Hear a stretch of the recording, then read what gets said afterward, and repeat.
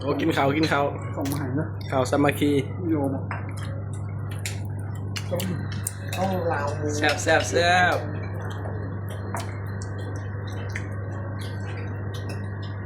กากหมูดีแซ่บ กินประกอบกันแล้ว ก็กินในเขา กินคนแล้วเป็นหวาน ใส่กับคนละนี่ไงเรากินโนเกินแล้วจะโผล่ไม่เนี่ยเราจะแกล้งเราไปเลยเราก็จางแบบคนจะเดินแบบมันกินขนมกิน เอาหยอกเอาคือไก่แฮะ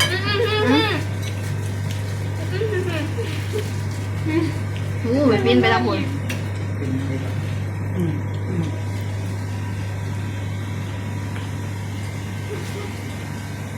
ไก่มีหนาดีเลย ๆข้าวพี่น้องกินข้าวมาแซ่บตำมะฮง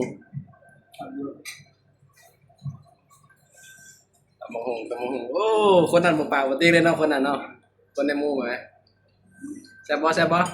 ยังบ่ทันบ่บ้า มาดอกเฮ็ดผักก็ได้ บ่ยอม สิปลาคำเขาหายเครียดกันแม่บ่ได้เลยคืออยู่ว่าสะจะข่อย แดงอีโม่ เอาอีกแล้วงานกิน หาเรื่องเลย